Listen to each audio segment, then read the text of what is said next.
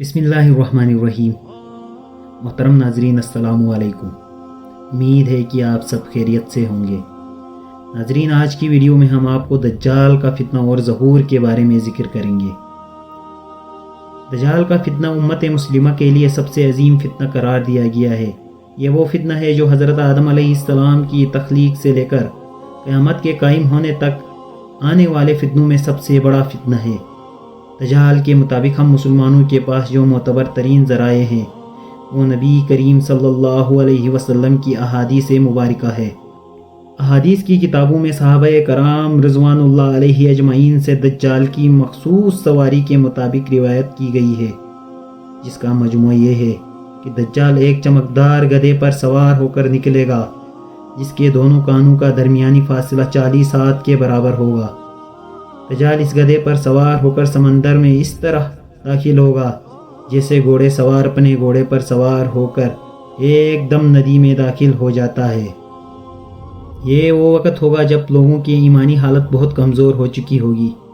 دجال دنیا میں 40 دن گھومے پھرے گا، اور ان 40 دنوں میں ایک دن ایک سال کے برابر ہوگا، اور ایک دن ایک مہینے کے، جبکہ ایک دن ایک ہفتے کے برابر ہوگا۔ بقایا یا معمول کے مطابق ہوں گے۔ دجال کے لیے زمین سمیٹ دی جائے گی، یعنی وہ بہت تیز رفتاری سے سفر کرے گا اور سورج کے غروب ہونے کے مقام پر اس سے پہلے پہنچ جایا کرے گا۔ سمندر کا پانی اس کے ٹخنوں تک پہنچے گا۔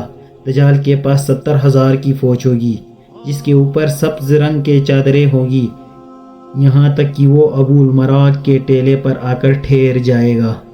پھر وہ ایسی بلند آواز دے کر سب کو بلائے گا کہ اس کو زمین و آسمان کے درمیان ساری مخلوق سن لے گی۔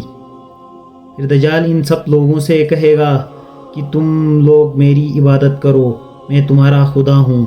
اس موقع پر رسول اللہ صلی اللہ علیہ وسلم نے فرمایا کہ تمہیں پتہ ہو کہ تمہارا رب ایک آنکھ والا نہیں ہو سکتا، بھلا وہ رب جو دوسروں کو آنکھیں دیتا ہے وہ خود کیسے بینائی سے محروم رہ سکتا ہے۔ اس بدبخت دجال کے ماتھے پر کافر لکھا ہوگا، جسے صرف مومن ہی پڑھ سکے گا، اور وہ اسے پہچان لے گا۔ دجال اپنے گدھے پر سوار ہو کر ساری زمین پر گھومے گا۔ زمین کا کوئی حصہ، چاہے وہ پہاڑی ہو، میدانی ہو یا صحرائی، کوئی علاقہ ایسا نہیں بچے گا جس کی جہاں وہ نہیں جا پائے گا، سوائے مکہ مکرمہ اور مدینہ منورہ کے، کیونکہ اللہ تعالیٰ ان دونوں جگہوں کی حفاظت خود فرشتوں کے ذریعے فرمائے گا۔ دجال جب وہاں داخل ہونے کی کوشش کرے گا تو فرشتے اس کا رخ پھیر دیں گے۔ ان احادیث کی بنیاد پر یہودی خاص طور پر گدھے کی تعظیم کرتے ہیں، اور وہ اپنی خفیہ عبادتوں میں گدھے کو ضرور شامل کرتے ہیں۔ بعض لوگوں کا یہ دعویٰ ہے کہ عبادت کے دن خفیہ طور پر یہودی ایک گدھے کو اٹھا کر بیت المقدس میں لے جاتے ہیں، جہاں مختلف رسم و رواج کے مطابق اس گدھے کو سجایا جاتا ہے۔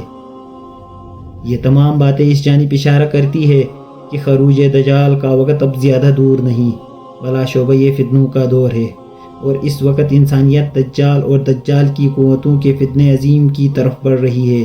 لہٰذا دجال کی قوتوں سے آگاہی رکھ کر ہی ہم اپنے نسلوں اور اپنے ایمان کی حفاظت کر سکتے ہیں۔ اللہ پاک ہمیں اور ہمارے آنے والے سب نسلوں کو دجال کی فتنوں سے محفوظ رکھے، آمین ثم آمین۔